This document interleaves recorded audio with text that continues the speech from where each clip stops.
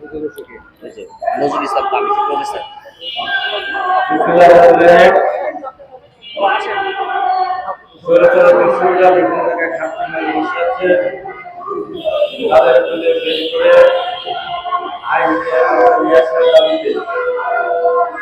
আজকের এই মানববন্ধন সভাপতি বিকাশের মানবের পরিষদের সভাপতি মজিদ হোসেন ইসা, উপস্থিত আছেন প্রিয় সাংবাদিক ওয়াজিদ চৌধুরী সহ প্রিয় সাংবাদিক ভাইরা, উপস্থিত শিক্ষকবৃন্দ, বিভিন্ন পর্যায়ে ব্যক্তিবৃন্দ, আসসালামু আলাইকুম। এটা আমরা দীর্ঘদিন ধরে দেখে আসছি, বর্তমান সরকার অনেক কথা নিয়ে কাজ করছে, অনেক কথা বলছে, অনেক সময় যে করতেও যে কাজ, সে কাজটা হচ্ছে না। কেন হচ্ছে না এই কারণটা এখানে আমরা বলছি সলিউশন ছিল বিগত সরকারের সময় যারা সুবিধা হয়েছিল এখনো ঘুরে বেড়াচ্ছে, তাদের এখনো গ্রেপ্তার করা হচ্ছে না। কেন গ্রেপ্তার করা হচ্ছে না? গ্রেপ্তার পাওয়া যাচ্ছে না, পাওয়া যাচ্ছে কারণ গ্রেপ্তার হচ্ছে না। এবার প্রশাসনে যারা আছেন, এই প্রশাসনের অধিকাংশ মানুষ, অধিকাংশ কর্মকর্তা এমন পুলিশ প্রশাসনের অন্তরঞ্জন বসে আছে আওয়ামী লীগের, তারা কথা বলে, ওই খুনি ফ্যাসিস্টদের সাথে কথা বলে, অথচ তাদের গ্রেপ্তার করে না। এটা একটা কঠিন অবস্থায় কতদিন চলবে, কতদিন এভাবে আমরা এই অবস্থাটা দেখবো। এখানে আমরা জিনিস বিভিন্ন কথা বলেন নির্বাচন কি হবে, নির্বাচন হলে আবার তার একটা এই যে কথাটা বলে, এই নির্বাচনটা কতদিন হবে, কত বছর হবে, কত বছর ধরে সংস্কার করবে, কত বছর ধরে বিচার করবে, কত বছর ধরে সরকারের যে আছে তারাই তো দেশ চালাবে। তাহলে আপনি কোথায় যাবেন?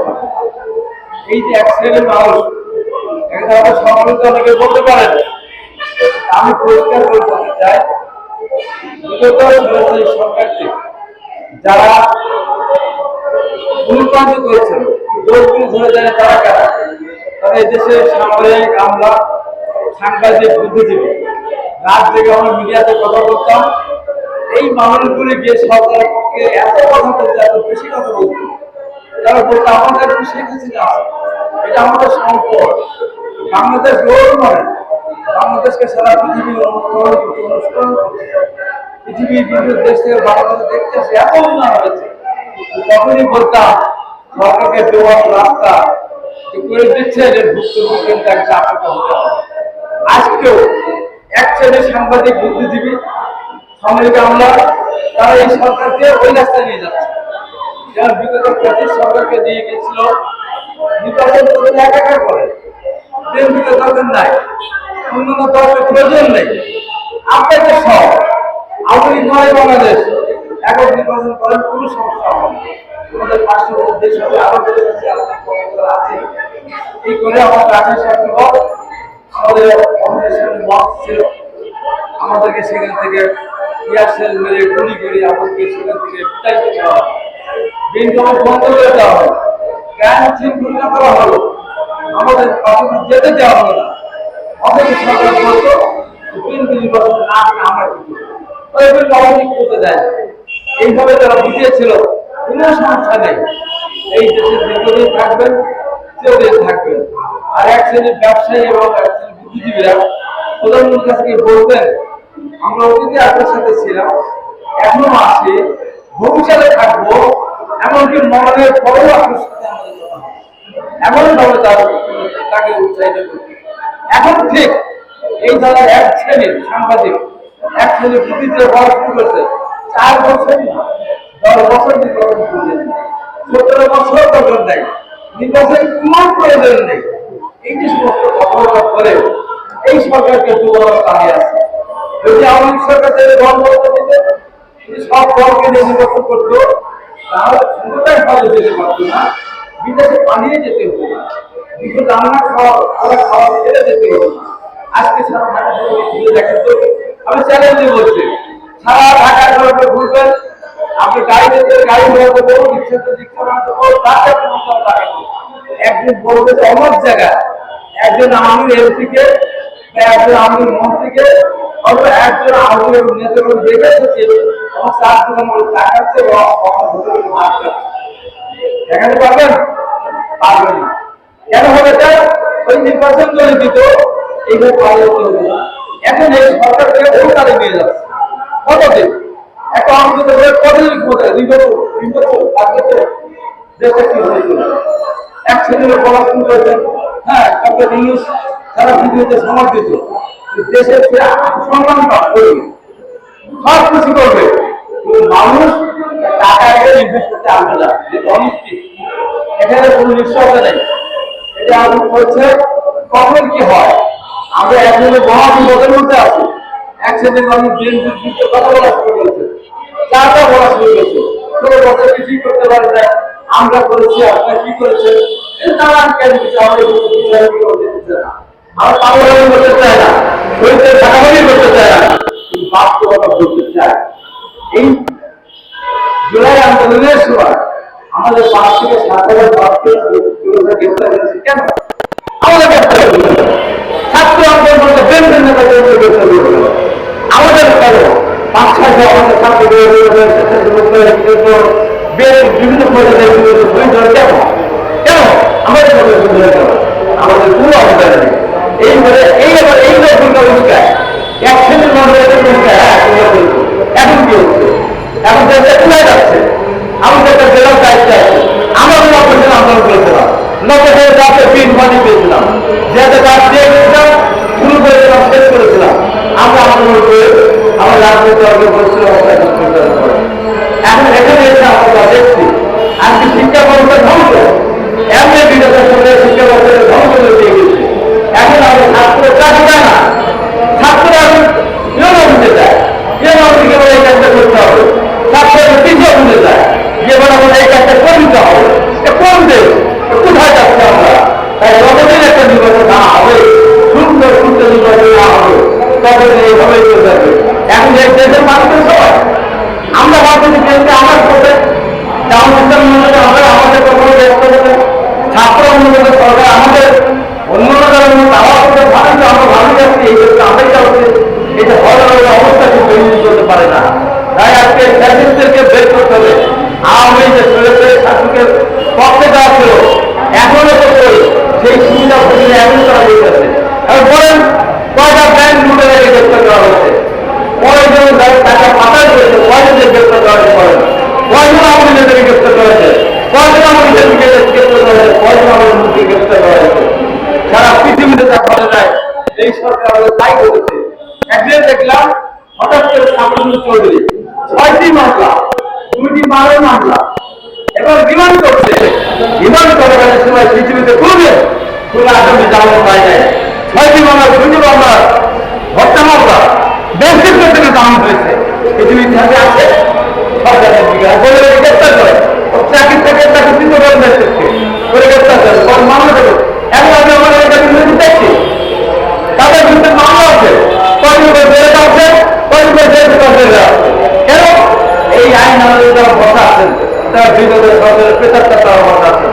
আমাদের ধরে রাখতে তথ্য থেকে 2015-12 করে চক্রে 4 বছর মামলা দিল, গাড়ি করে যায়, গাড়ি চালকের মামলায় মামলা মামলায় মালিক নেই। সর্বপ্রথম বিগত সরকার আমাকে জেল দিয়েছিল এবং জেল দিল 4 বছর, নির্বাচন হত্যা করবো। তবে ম্যাডাম খাবার আসছে ফিরে আসছেন, এই ম্যাডাম খাদের থেকে তিনি মামলা দিয়েছিলেন, যিনি সাজা দিয়েছেন তার মধ্যে যাকে বক্তব্য দিয়েছিলাম, সমাজের বক্তব্য দিয়েছিলাম বলে কথার কারণে আমাকে হাইকোর্ট বলে বলেছিলেন, দিয়ে আমার ভিডিও করে আমি সব করেছি।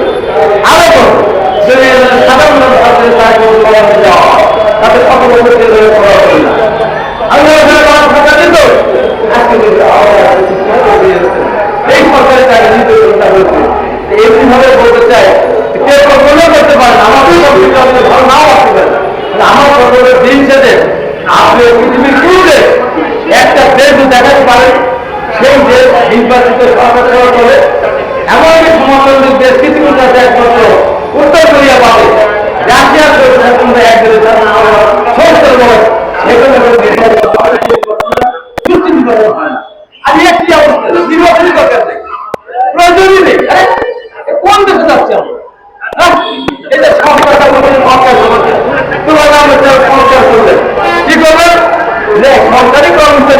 যারা তারাও নির্বাচন করতে পারে এবং ওই কাউন্সিলের মেম্বার পৌরসভার কাউন্সিলর তারা ভোট দিয়ে চেয়ারম্যান এবং মেয়র নির্বাচন করবে।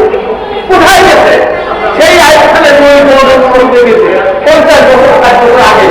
এই কি সমস্যা? এই সমস্যা তো অবশ্য করতে হবে। হ্যাঁ, এই সমস্যা তো অবশ্য করবো, এই সমস্যা করে ঝুড়তে ফেলে দেবো, ঝুড়িতে ফেলে দেবো। তারপরে বলে দেবেন কতক্ষণ আগে সংসদ আগে আপনার স্থানে নির্বাচন করতে হবে। কিভাবে নির্বাচন করবো? এই স্থানে নির্বাচন হবে। অধিকাংশ জায়গাতে আওয়ামী লীগের যোগ্যতা অনেক আওয়ামী লীগ আছে, তাহলে দাম নেই কিন্তু আওয়ামী লীগ মন্ত্রী হয়, তাদের প্রচুর জায়গা আছে, তারা ওখানে গিয়ে জায়গা যাবে কয়েক হাজার মেম্বার হয়ে গেল নির্বাচন হবে, পরি থাকছে না, হয়তো চেয়ারম্যানের সংখ্যা ব্যক্তি হয়ে গেল। এরাই যে রাস্তা করবো আওয়ামী লীগের এই মামলা প্রত্যাহার করতে হবে, এটা করবে, তখন কোথায় যাবে? এটা অবান্তর কিছু লোকজন এসে নতুন নতুন কথাটা বলতেই হবে।